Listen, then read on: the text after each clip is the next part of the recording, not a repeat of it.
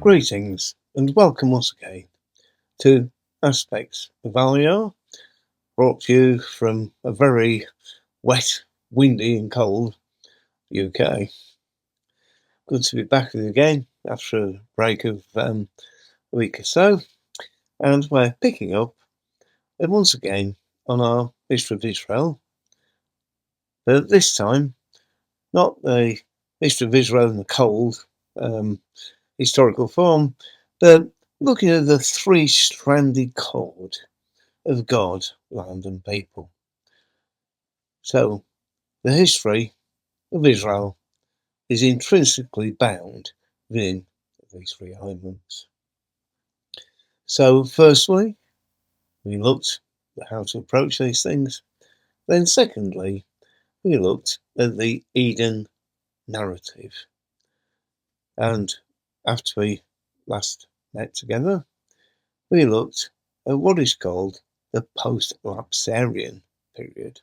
What happened after Adam and Eve were expelled. We also looked at the death of Adam and the character of Eve.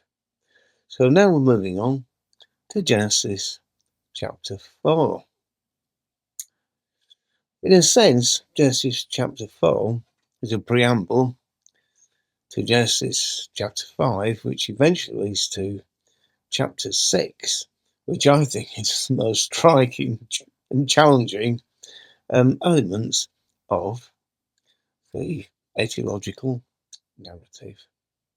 Just recall, we said that the first 11 chapters of Bereshit, or Genesis, is an etiological history rather than a hard and cold history in the way that we understand it today.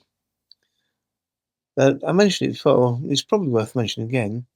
History as we understand it really doesn't occur until the time of Eusebius of Caesarea, and even then it wasn't really quite as we study today.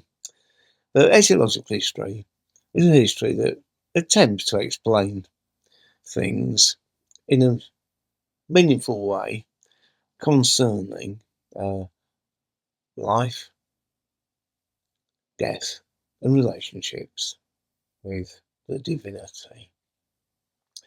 So from that recap, let's quickly move on to Genesis chapter 4. Goodness me, a very short chapter, and some things that are very challenging, and I personally don't think have really been dealt with properly, largely speaking. And of course, is the story of Cain and Abel, or Cain, Abel. So, firstly, the text reveals to us that Adam knew his wife, Eve, and she conceived and bore Cain, saying, I have gotten, Canty, a man with the Lord. And again, she bore his brother Abel. That's Genesis 4, verses 1 to 8. Cain is named for the resemblance in the Hebrew language to the term for to gain or to possess. Hannah, reflecting his cry. Now, there's an element of debate as to whether Cain and Abel were twins or simply just brothers. The careful reader will note, however, that there is only one conception but two births. The Hebrew word for again, asaf, means to add something. In this case, the birthing of Havel was added to the birthing of Cain. Therefore, ipso facto, Cain and Havel may reasonably be considered to be twins. The thing I really love and enjoy about etymological history is wordplays and puns. So, let's look at the names. We looked at Cain, didn't we? Yeah. Now let's look at Havel. So, Havel is born and dies in 6 short verses. Echoed by his name, Havel means vapour or breath, which may be considered as a short form of the saying, in England, in English anyway, here today and gone tomorrow. Vapour in time. In fact, hardly worth mentioning in one sense. So, Havel, in the sense of vapour breath, appears in Proverbs 21:6, Psalm 39:5. And we could also look at 39:11, 78:33, 94:11, 144:4, and very interestingly in Job 7:16. So we've got these two characters, haven't we? The cry, the Lord has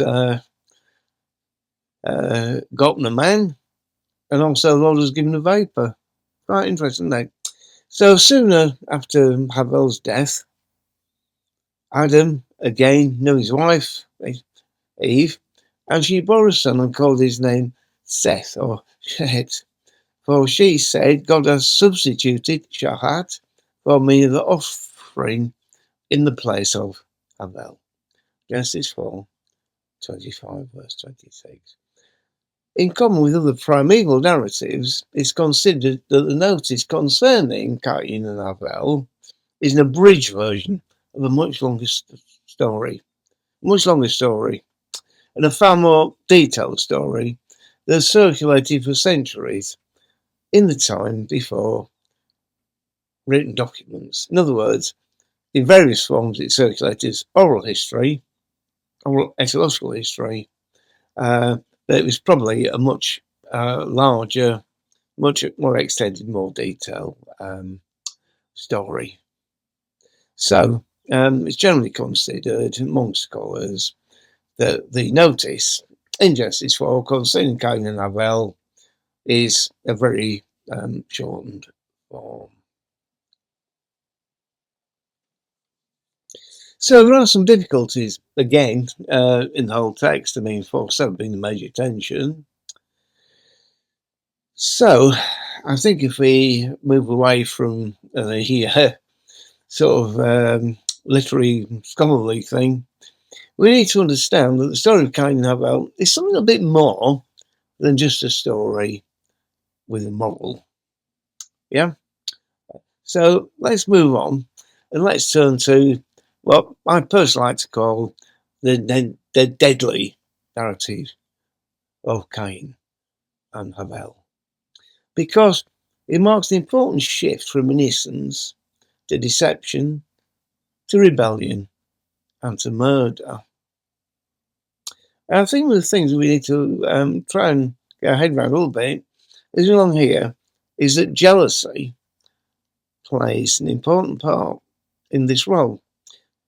In Jewish scholarship, rather than Christian scholarship, the idea is that when the serpent arrives, the serpent is not the Satan, he's an accomplice of Satan, and the jealousy of Satan for Eve caused the whole problem. So in Jewish scholarship, the idea is there's a continuity of jealousy between the serpent narrative within the Eve narrative and also the Cain and Abel narrative. So, in general, a plain reading of Genesis 4:8 has been considered to indicate that the cause of the slaying was related to the matter of sacrifices related to in the previous verses. Now, it should be noted that this is the first notice concerning the questions of offerings and sacrifices, because offerings and sacrifices do not appear in the narrative and the post-lapsarian narrative until this point. So, Havel's sacrifice of sheep and its fat is treated in detail, is subsequently regarded as an important marker concerning the matter of sacrifices within ancient Israel's history of the whole cultus. In Genesis Rabbah 22:5, both the nature and the value of the sacrifice are emphasized. Abel's offering is accepted and Cain's is rejected. The reason for rejection is not included in any surviving texts in the canonical writings or the extra-canonical writings. Or, at one time prior to the final redactions of all these documents, is included, which is quite challenging, isn't it? Now, concerning the lacunae, lacuna is a posh word for missing bits or holes, if you want, the rabbis look for a reason when investigating how the sacrifices were defined in the text. This is quite important. Cain's sacrifice is somewhat dismissed as being of inferior quality. His offering was probably flaxseed or something similar, and also not bringing the first fruits of the figs, which is due to be a delicacy at the time, according to Isaiah 28:4 and Jeremiah 24:2. So the rabbinic idea is that Cain just picked the very first, cheapest, unnecessary thing and just brought it. There's no thought, there's no honouring, there's no consideration. In fact, it was, now listen to this carefully, it was a lack of appreciation of God's great gifts. There's a lack of appreciation for a relationship that did not just concern the external blessings of the land, but the land itself. So, if we look at our three-stranded cord, we can see the initial thing is that the God, land, and people trichotomy is being despised here. Very, very important. However, arguments of silence will always be tenuous. So, when we look at this question of sacrifices, which is the first time they arrive, there are some significant questions. Why was Abel mentioned first, even though Cain was the elder, and therefore he should have been mentioned first? Is it because the narrator wanted to show the offering of sheep was consistent with later practice in the temple, and thus assumed by the redactors to be God's preference? However, Cain did not follow what were later regulations concerning sacrifice. The text states that he brought fruits, and this is important, fruits, not first fruits, whereas Abel brought the firstlings of his flock. In addition, his timing of bringing the offering was not correct, and the contents were inferior. So this is how this whole thing is generally considered. And although, as I've said, by and large, the above view is considered to be the definitive comment on the text, personally, I think this is really badly flawed. So we'll come back to that after we've taken a break. As a musician, I can tell you that timing is everything. The beat of the drum, the pluck of the strings, the tinkling of the ivories, or the strum of the guitar. If you want the music to sound right, then you have to play in time.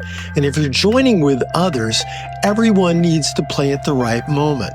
You know, it's the same with what God is doing. Our Creator is playing a melody, and the theme of the song is protecting His children. But like any orchestra, it's important that as we join in, that we too get the timing right. You see, timing is everything. And now is the time to become part of the orchestra that God is assembling. Our God-given purpose is to support and stand with the Jewish people. This is the greatest song you could ever sing and the greatest music you could ever play. Won't you join with the band, with Ezra International, as we join with what God is doing? Remember, timing is everything, and that time is now.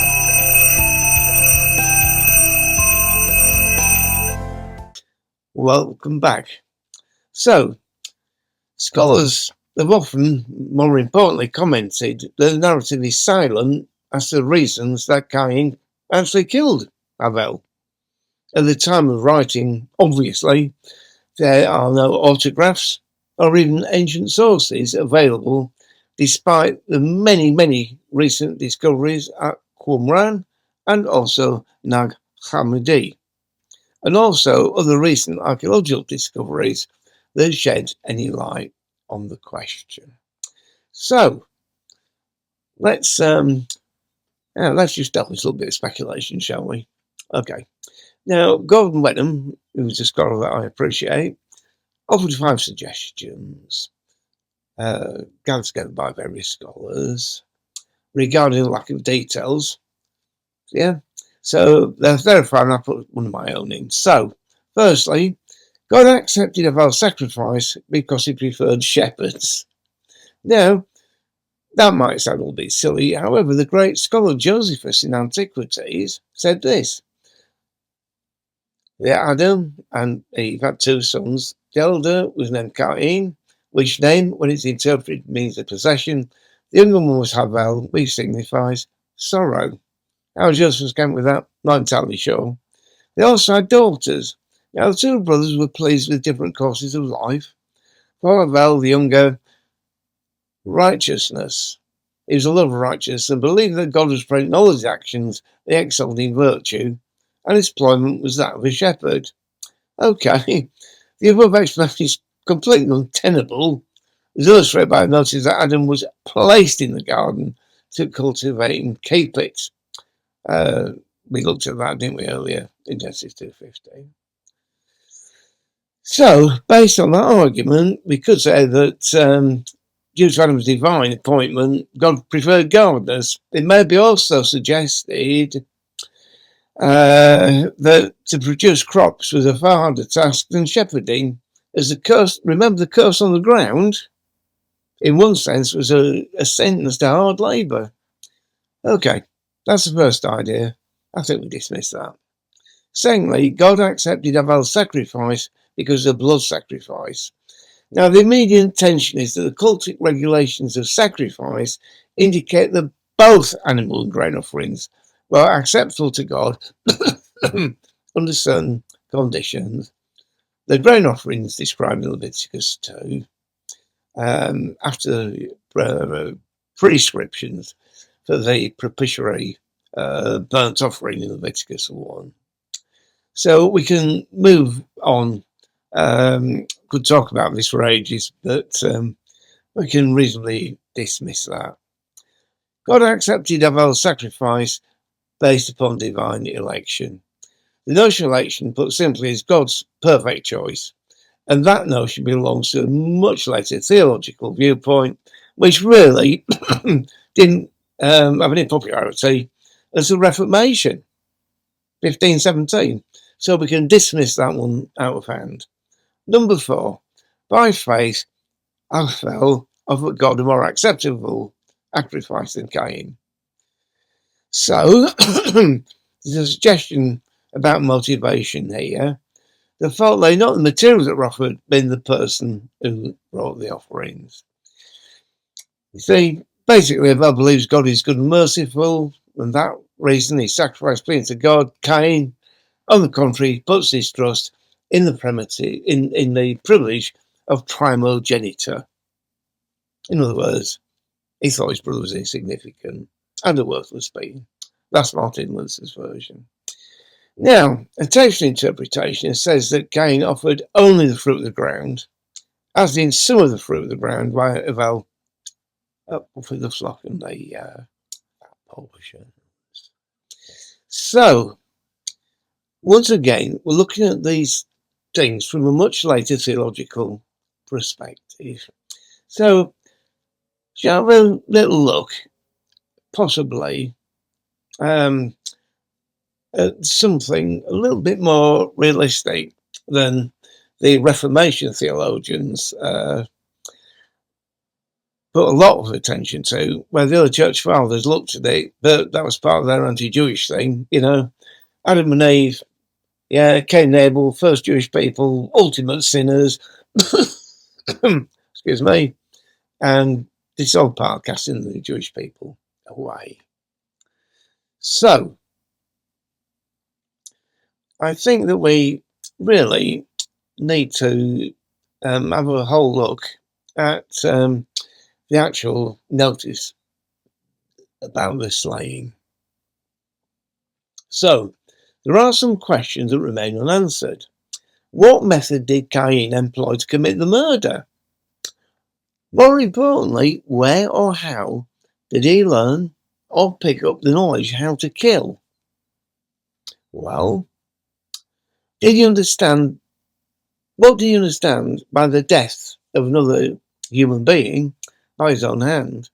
Also, what did he do with the body? It's really quite ironic, in common with many texts, particularly those of narrative nature, what is considered to be a plain means that people who first heard this is meaning, as either no meaning or a number of meanings, to the people who weren't the first listeners. So-called plain meanings are very often viewed through a preconceived, theological, doctrinal, or what may be considered to be a traditional lens. Structurally, the narrator moves from a frame. Ancient writers are written in frames, which we might have explained. If not, let me explain. Ancient literature is written in frames, almost like you're looking at photo frames. If only you're old enough to remember colour photograph slides you put in a projector. Ancient writing is a little bit like that, put very simply. Okay, so as we say, plain readings are very often looked at through preconceived ideas. So there is a biblical consistency with younger and older brother motives. The dynamic of the sent the younger, or the youngest, is a quite frequent motive in biblical texts, particularly in Genesis, where the younger child is consistently raised above his or her siblings. Just some simple examples. Isaac over Ishmael, Jacob over Esau, Rachel over Leah, and Joseph over his brothers, and Ephraim over Manasseh. The ascent of David over his brothers will be a very outstanding view of this. So God's preference of Abel's offering over Cain's appears to be a starting point for this motif. However, Cain's response makes the deadliest, most extreme of these. It's worth pointing out this juncture that little is said regarding Abel's position, his position in the fact-related relation. As I say, Abel, a vapour, it just appears. It's almost like it's a motif. But of course, etymological narratives are what they are. So there have been many attempts to provide a reason why Cain committed murder, and why his, and this is important, why his and his generations were destroyed in the deluge, which may go to our next session. I hope you're going to enjoy it, because we're going to have a little bit of fun with this. We're going to talk about Nephilim, the giants. We're going to talk about the deluge. But all these things are all part of the three-stranded cord, which will become very obvious as we move along. Now, there are many Jewish traditions that Eve had intercourse with the Satan, and Cain was actually the son of the Satan. For references for this, Louis Ginsburg wrote massively on this. So if you're interested in Jewish thought and history, let me recommend Louis Ginsburg's Legends of the Jews, from the creation to the Exodus. Well worth a read if you've got the time and the patience, and you're also interested. So let's just quickly move on, I've got time, to the method of Abel's murder. The account of Abel's slaying in Genesis met by textual silence regarding the method by which Cain murdered his brother. There are at least two primary questions. Firstly, where and how did he learn to kill? And secondly, what did with the body?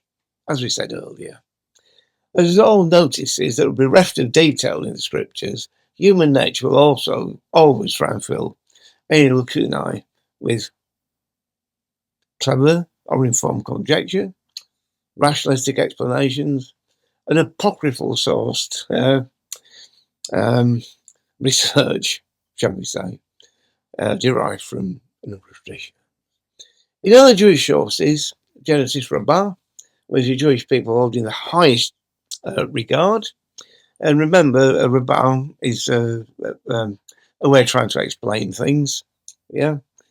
Cain, unfamiliar with the mechanics of death, effectively had a fit of bad temper and rained blows down on Abel until he found the fatal spot in the back of the neck, which broke his neck and killed him.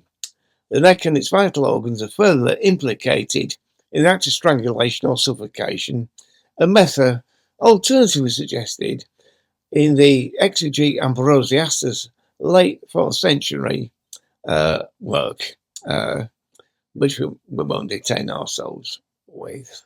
In one of the ancient Hebraic texts that's held at the British Museum, there's a short sermon that relates that Cain first suffocated, then subsequently decapitated Abel with a jawbone, employing the teeth to soft his brother's head. Now, this obviously is maybe a later reflection on the story of Shimshon, who slayed the Philistines with the jawbone of an ass. So, I can give you at least 30 or 40 different Christian interpretations of this, which quite frankly don't make any sense whatsoever. Cain is basically represented as the progenitor, everything that's evil that came through these days and later. Now, the apocryphal Latin, just like Son of Jesus, Life of Adam and Eve, or the Apocalypse of Moses in the Greek version, collection of texts largely considered to be Jewish in origin and dating around about the time of Jesus, where he said that Eve dreamt about Adam's murder, seeing a vision that Cain mercilessly killed him and drank his brother's blood and vomited it forth on the earth. So as time goes on, we get more and more elaborate, more and more grotesque versions of what happened.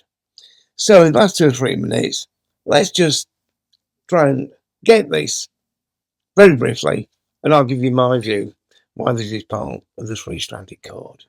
So, the Hebrew text shows very little interest in Havel, as do the rest of the canonical Old Testament. Now, curious enough, then Havel, as we said, vapor, breath, or is even translated as meaningless. He's not named by Adam and Eve, but is introduced by the narrator and referred to only by his relationship to Cain, his brother, a term employed 7 times in those very, very few verses. Think about it. Those few verses, 7 times. The brother, it seems like Abel has got no real role or purpose other than to be killed by Cain. It could be considered his presence is merely a foil for Cain's story in the narrative framework. So other than bringing the offering in his death, he plays no part whatsoever. So, I think we've looked pretty much at the text.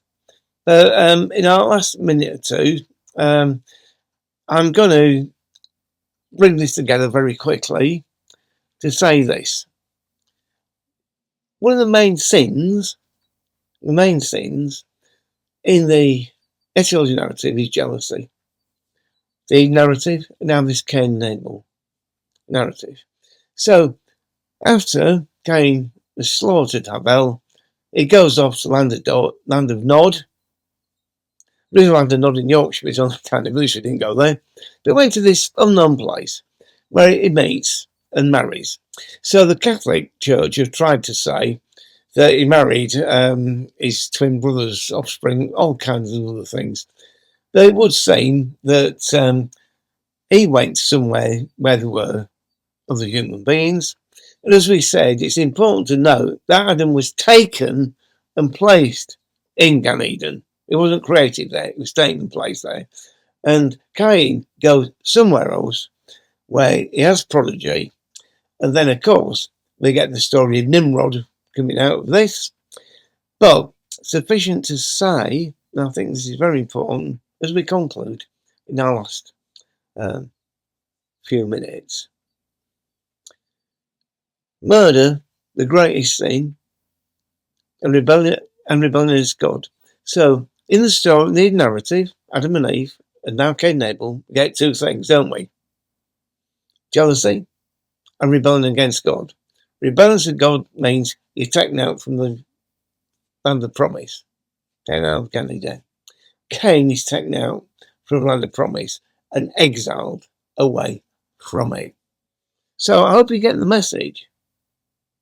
The three-stranded cord, God, land and people, runs through the entire etiological narrative. So, looking forward to seeing you next session. Where we're going to look at the Nephilim, the giants, Noah's Ark, the deluge, and all the rather exciting things. In the meantime, God be with you until we meet again.